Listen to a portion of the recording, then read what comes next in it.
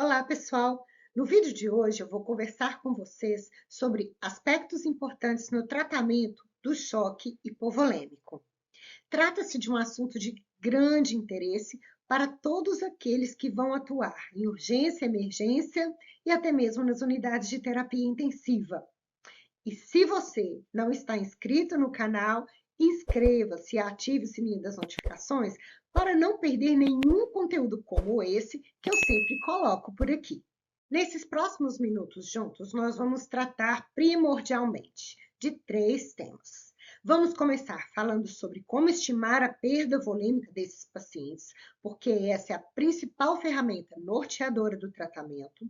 Vamos fazer algumas considerações que você deve sempre lembrar à beira-leito para cuidar que esse paciente tenha a melhor conduta possível e, por fim, falaremos do tratamento. Então, fique até o final para você aproveitar tudo que vai ser discutido aqui. Antes de falar sobre a estimativa da perda volêmica, é importante que a gente lembre que o volume total de sangue que uma pessoa adulta tem é em torno de 7% do seu peso corporal. Então, numa pessoa de 70 quilos, estima-se que ela tenha 4.900 ml de sangue, ou seja, quase 5 litros. Guardando isso, nós temos, através do peso, uma estimativa de qual é o volume total de sangue que o indivíduo tem. Esse é um quadro clássico que classifica o paciente como pacientes que tiveram hemorragia, classes 1, 2, 3 e 4. Mas eu costumo ensinar para os meus alunos que, embora sendo muito bem feito e de grande utilidade, esse quadro ele não deve ser visto da primeira para a última linha. Explico por quê. O que nós vamos observar de maneira objetiva num paciente que chega para a gente com choque? Nós vamos observar, primeiramente, o estado mental desse paciente, a cor das mucosas, a pressão arterial, a frequência cardíaca, a frequência respiratória. Então, quando nós vamos olhar para esse quadro, nós devemos olhar da terceira linha para baixo. Frequência cardíaca. Frequência cardíaca é um importante marcador, porque com a perda volêmica, nós teremos uma vasoconstrição com um aumento do cronotropismo. Então, a frequência cardíaca sobe nesses pacientes. Então, pacientes com frequência cardíaca abaixo de 100 tendem a ser classificados como classe 1. Pacientes com sangramento com frequência cardíaca entre 100 e 120, classe 2. Pacientes com frequência cardíaca acima de 140, eles tendem a ser classificados como classe 4. Só que nós devemos olhar vários outros aspectos, entre eles a pressão arterial, e aí vocês podem ver, né?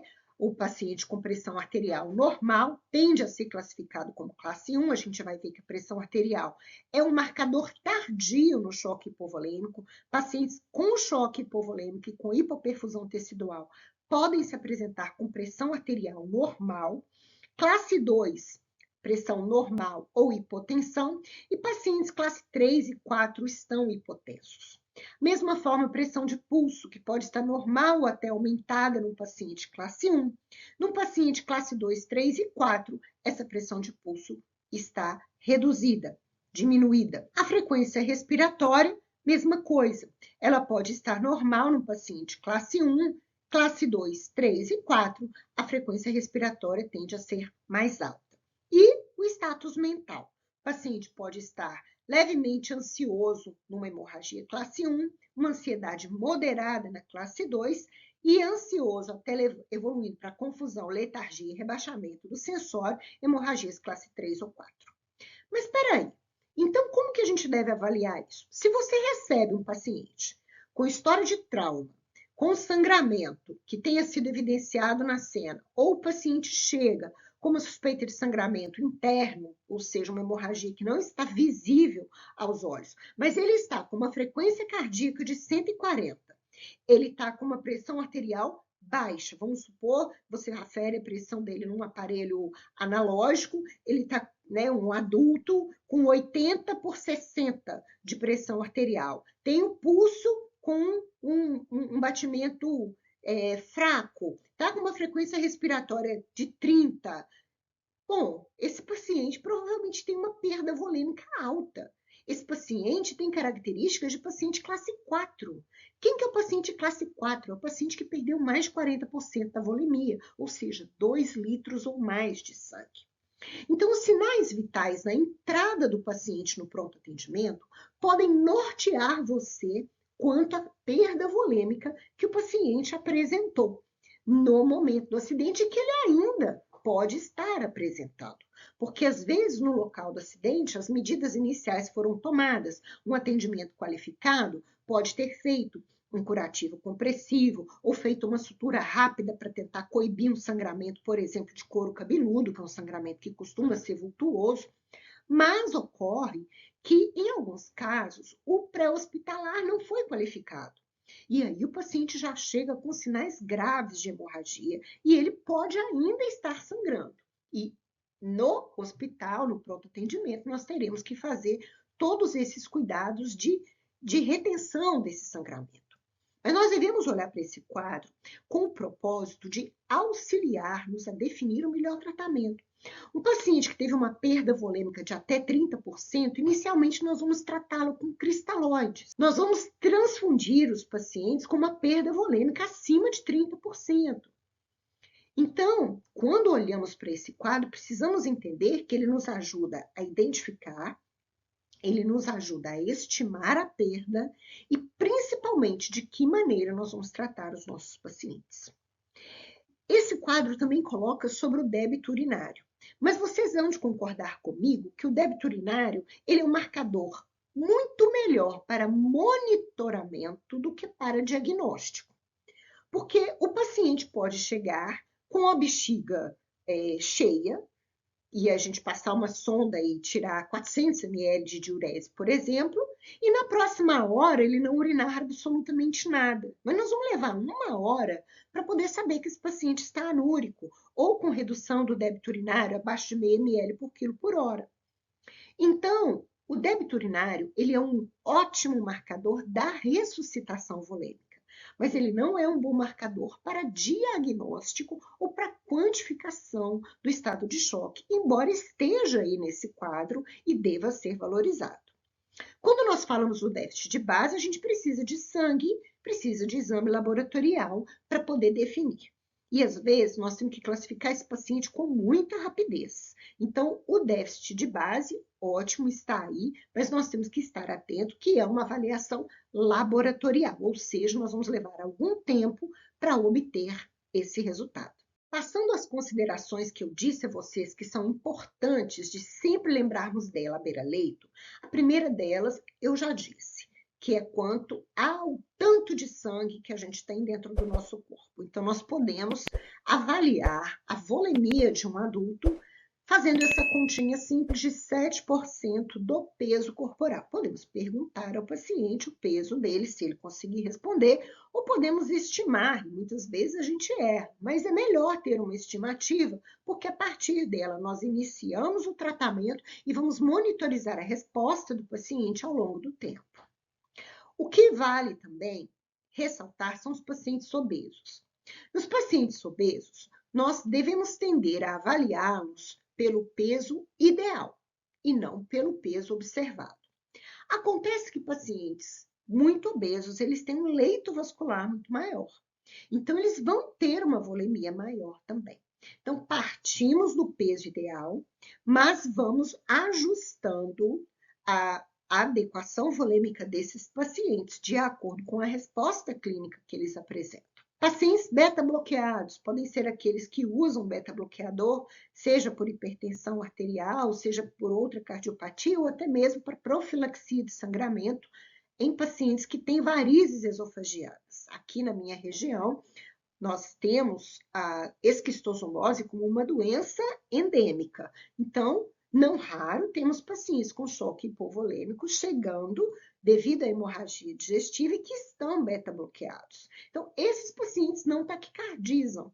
Então, quando a gente lembra daquele quadro que nós acabamos de falar, em que a frequência cardíaca é importante para classificar o paciente, nos pacientes que estão beta-bloqueados, ela deixa de ser um parâmetro confiável. Perda sanguínea entre 20% e 40%, ou seja, aquela perda sanguínea abaixo de 1.500 ml, pode não trazer repercussões hemodinâmicas ou trazer repercussões hemodinâmicas muito discretas. Nós temos que lembrar que pessoas jovens, eu penso que isso esteja um pouquinho mais adiante, mas cabe a gente falar, toleram o choque com pressão arterial normal por muito mais tempo do que pessoas mais velhas e que têm comorbidades. Então, lembrando que pacientes que têm o choque hipovolêmico com uma perda entre 20% e 40%, ou seja, menos que 1.500 ml, eles vão ter repercussões hemodinâmicas discretas. Nós não devemos esperar um choque clássico para poder tomar atitude nesses doentes. Além dos parâmetros clínicos, nós podemos também contar com o índice de choque, que em algumas publicações nacionais ele é chamado de Shock Index, como ele foi concebido do inglês, ou índice de choque modificado. Lembrando que isso não é novo, isso é da década de 60 e que pode ser utilizado atualmente e é bem-vindo. Pacientes com trauma, choque hemorrágico, nós podemos lançar mão dessa medida. O índice de choque clássico é uma divisão da frequência cardíaca pela pressão arterial sistólica. Se ele estiver entre 0,5 e 0,7, ele é considerado um índice normal, mas acima de 0,9, ele está associado a um aumento da mortalidade e da possibilidade de hemotransfusão. Existe um índice de choque modificado e esse trata de uma divisão da frequência cardíaca pela pressão arterial média, ou seja, para a gente calcular o índice de choque modificado, nós já temos que ter uma linha arterial dos nossos pacientes, ou seja, um paciente que já está sob intervenção. Então, nós não devemos esperar ter uma linha arterial para poder calcular o índice modificado. A gente pode já calcular logo na chegada do paciente, com dois parâmetros simples, que são a frequência cardíaca e a pressão arterial. Ele serve para quê? Ele serve para fazer diagnóstico? Não, mas ele pode ajudar a gente no choque precoce. Aquele paciente que tem uma taquicardia ali de 120, 130, uma pressão arterial sistólica limítrofe, ele nos ajuda nesses pacientes porque ele sinaliza. Esse doente tendo um índice de 0,9, opa, existe aí uma possibilidade maior de transfusão, existe aí uma possibilidade maior de mortalidade, tá? Mas ele não vai fazer diagnóstico. Diagnóstico de choque hipovolêmico, qual é o padrão ouro desse diagnóstico? É a história do paciente e o exame físico detalhados. Contribuindo para o que eu já falei com vocês, vejam aí. Pressão arterial, frequência cardíaca, frequência respiratória, temperatura, oximetria de pulso, débito urinário, são muito importantes, mas eles sozinhos não são suficientes para diagnosticar presença ou ausência do choque. Mas eles nos ajudam na triagem desses pacientes. Você recebe um paciente trazido pelo SAMU, por exemplo, tá? E a hora que você examina, você tem um paciente taquicárdico, taquipneico, frio, com uma oximetria limítrofe ali de 92, 93, você pega o pulso desse paciente, o pulso está fino. Bom, temos que estar em alerta, porque esse paciente pode estar hipoperfundido, pode estar evoluindo ou já está em estado de choque. Mas isso define a situação? Não, isso não define, tá? Nós precisamos de outros elementos para poder avaliar. Mas tem alguns sinais precoces que estão logo aqui no número 6, que são muito importantes. Você examina esse paciente, ele está vasoconstrito, com as extremidades frias, enchimento capilar lentificado, paciente taquicárdico, pulso fino. Então, esse paciente já demonstra alguns sinais que nós chamamos de precoces.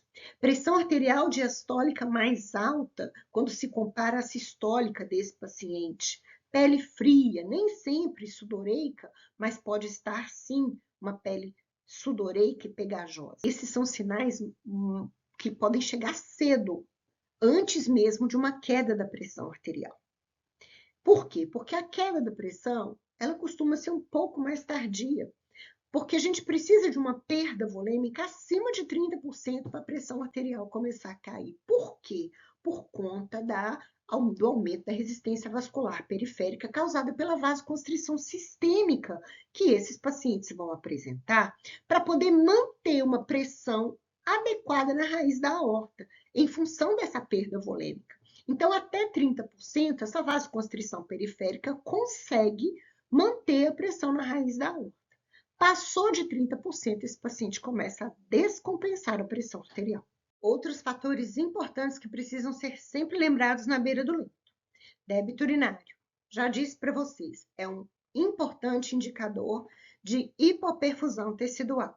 Mas nós precisamos de tempo para poder avaliar o débito urinário dos nossos pacientes. E quando eles chegam em estado muito grave, muitas vezes a gente faz um rápido controle de dano e esse paciente já tem que subir para a sala de cirurgia para controle das lesões, ou então é um paciente que está com pneumotórax hipertensivo e nós temos que rapidamente promover a drenagem desse pneumotórax e o restabelecimento da pressão negativa intrapleural.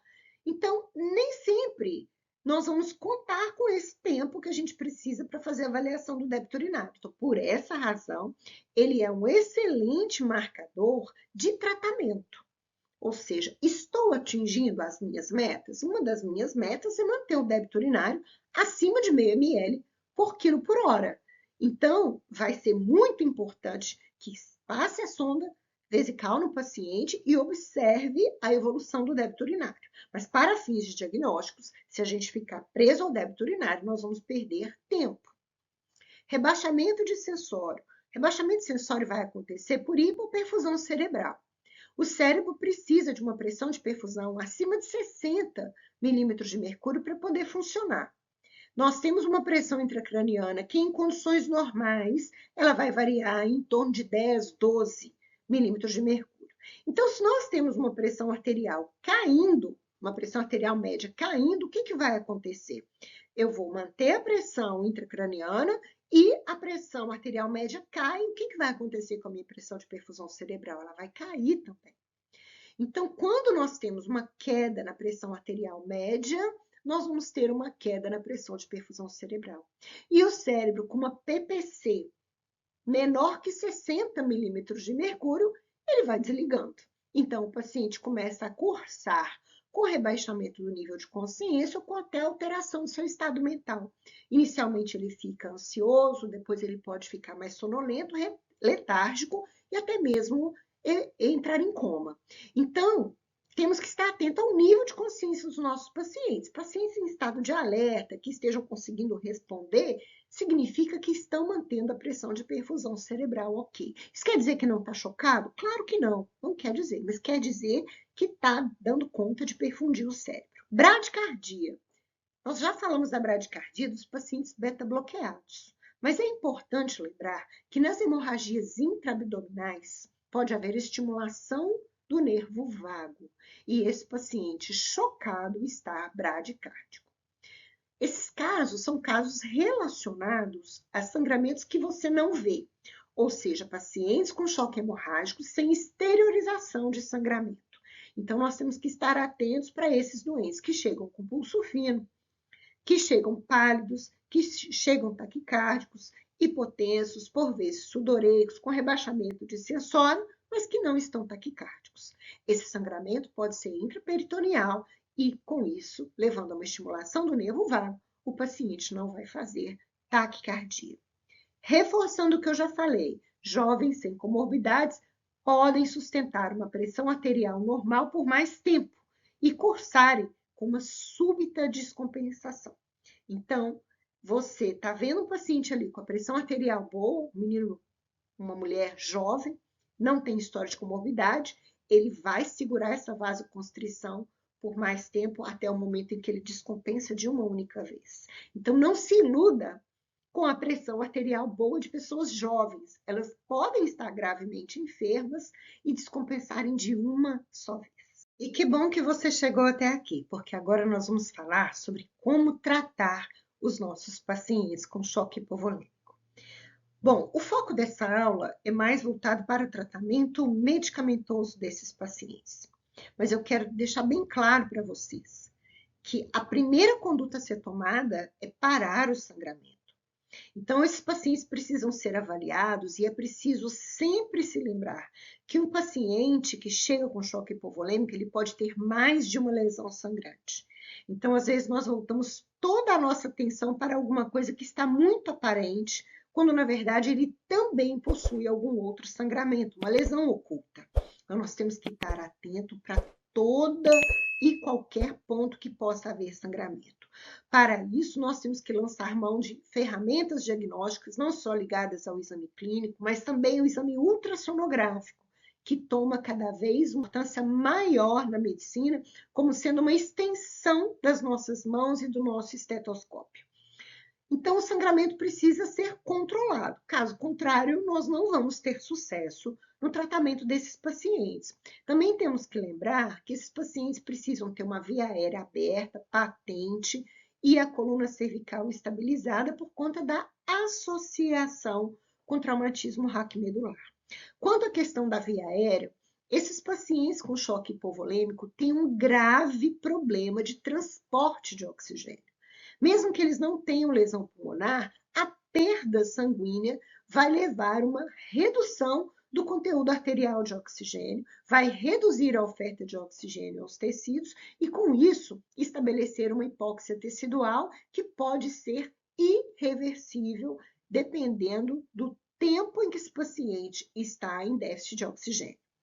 Então, a via aérea ela tem que estar patente para quê? Porque se for o caso da gente precisar aumentar a oferta de oxigênio desse paciente enquanto faz a adequação volêmica dele, ou realizar procedimentos que podem ser de intenso sofrimento, cuja analgesia injetável pode piorar a pressão arterial e o estado hemodinâmico, nós temos que garantir a patência da via aérea e muitas vezes instituir uma via aérea avançada nos nossos pacientes, entubando, botando em ventilação mecânica para que a gente possa tratá-los, lembrando que a intubação e a ventilação mecânica vão piorar o estado hemodinâmico desse doente, então nós temos que estar prontos para poder tratar a piora da estabilidade hemodinâmica que vai acontecer quando a gente fizer a sequência rápida de intubação e ligar o paciente na pressão positiva.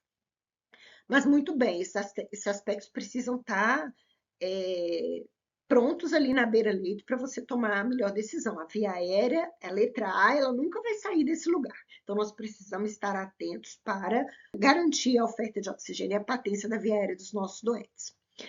Quanto ao cristalóide, nós vamos sempre iniciar com ele, porque sangue, todo mundo sabe que não chega na nossa mão rápido. Os hemoderivados vão passar por uma avaliação, então tem que coletar o sangue da vítima para poder levar para o banco de sangue. Ah, pega um O negativo, beleza. Se for pegar o sangue de um doador universal, ainda assim, esse sangue vai ter que ser aquecido para poder chegar até o setor onde você está. Não vai dar tempo. Então, a gente sempre vai começar com cristalóide. Cristalóide de escolha, Ringer lactato. A hipotermia está dentro daquela tríade letal, que é a acidose, hipotermia e a coagulopatia.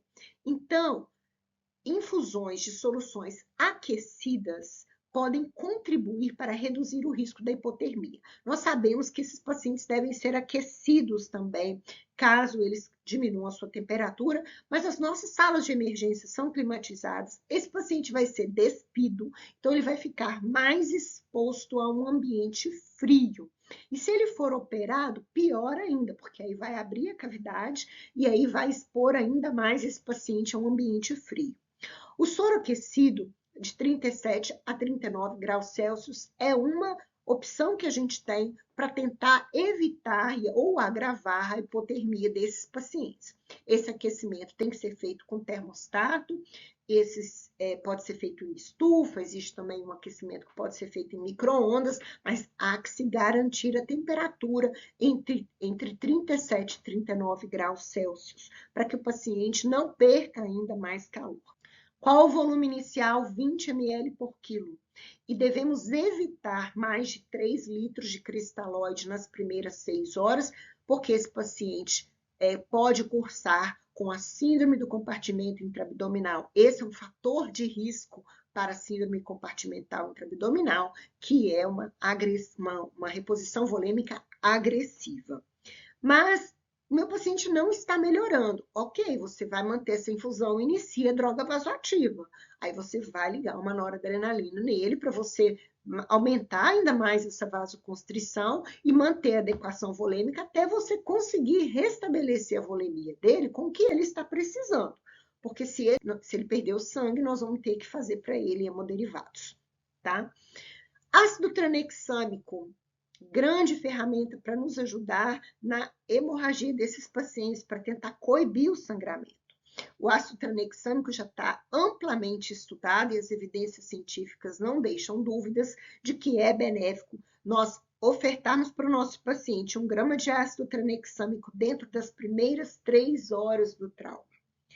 A nossa apresentação é uma apresentação de ampolas de 5 ml, 5 miligramas por ml, ou seja, nas nossas ampolas nós temos 250 miligramas, então nós precisamos dar 4 ampolas para esses pacientes em 10 minutos, seguido de uma infusão de mais 1 grama ao longo de 8 horas, que é a transfusão balanceada de hemoderivados. Bom, isso vem sendo estudado e para reduzir a quantidade de concentrados de hemácias e complicações transfusionais, esse damage control resuscitation, ou seja, esse controle de dano, essa ressuscitação visando também o controle de dano, ela vai nos ajudar a diminuir as complicações transfusionais.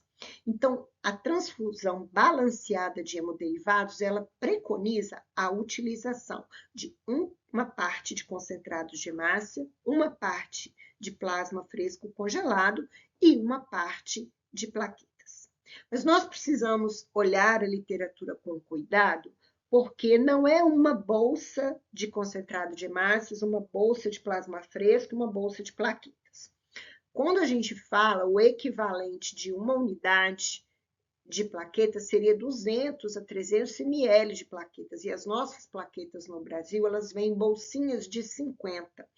Então, é uma unidade de concentrado de hemácias para uma unidade de plasma para 5 a 6 unidades de plaquetas para a gente poder fazer essa transfusão 1 para 1 para 1, ok? Então, quando a gente utiliza essa metodologia, nós vamos dar menos concentrados de hemácias e com isso diminuir o risco de reações transfusionais, e isso já tem descrição na literatura ampla para que nós possamos empregar nos pacientes com choque hipovolêmico. Um concentrado de hemácias, ele vai subir em torno de 1 ponto de hemoglobina, em torno de 1 ponto e 3 pontos de hematócrito, e as 5 a 6 unidades de plaqueta, ou seja, essa 1 para 1 para 1, esse 1 de plaqueta, que na verdade não é uma bolsinha, mas são 5 a 6, vai subir as plaquetas em torno de 30 mil. E a hipotensão permissiva ou hipotensão controlada? Nós não temos que hipercorrigir os nossos pacientes. Nós não temos que fazer com que esses pacientes fiquem com a pressão sistólica de 140.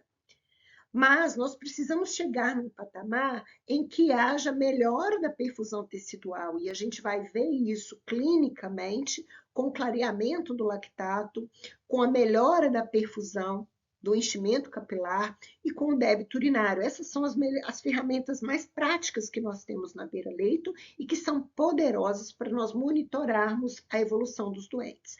Então, a gente mantém uma sistólica em torno de 70 e 90, ou uma PAM em torno de 50, 60. O nosso alvo de pressão arterial média é 65. Tá? Então, chegamos nesse alvo, o paciente está urinando, a gente não precisa subir tanto mais essa pressão arterial média, se a gente já está conseguindo uma melhora da perfusão tecidual, e a gente tem evidências disso na beira-leito, olhando os nossos doentes. Então, muito cuidado com essa hipercorreção, né? Com o excesso de líquido, com o excesso de hemoderivados. A medicina ela vem se tornando cada vez mais cuidadosa nesses aspectos para poder evitar as complicações, para evitar o edema excessivo desses pacientes, a congestão visceral que eles podem desenvolver depois e até mesmo a dificuldade de tirá-los da ventilação mecânica posteriormente. Lembrando que por conta dos anticoagulantes utilizados na bolsa de sangue para manter o sangue fluido, nós precisamos utilizar o gluconato de cálcio, 1 grama, para cada 4 hemocomponentes transfundidos. A gente não deve esquecer disso. E a monitorização da coagulação, a gente tem testes que são amplamente conhecidos, como o TAP, PTT, RNI, tempo de coagulação, que a gente já usa há muito tempo, são acessíveis e de baixo custo. Mas já se sabe através dos estudos que eles não são bons preditores de distúrbio de coagulação. Então, hoje, os testes viscoelásticos são os mais indicados, mas nem sempre nós temos testes viscoelásticos à nossa disposição para poder cuidar da monitorização da coagulação dos nossos pacientes. Não tendo esses testes, nós vamos tratá-los da mesma forma e vamos utilizar o que a gente já tem e uma análise comparatória, né, dos primeiros testes, dos segundos testes, mesmo que não sejam os ideais, se é o que nós temos, é o que nós vamos utilizar em prol dos nossos pacientes. Espero que vocês tenham gostado. E se ainda não se inscreveram no canal, inscrevam-se, ativem o sininho das notificações para vocês não perderem nenhum conteúdo que eu posto por aqui. Até a próxima. Tchau!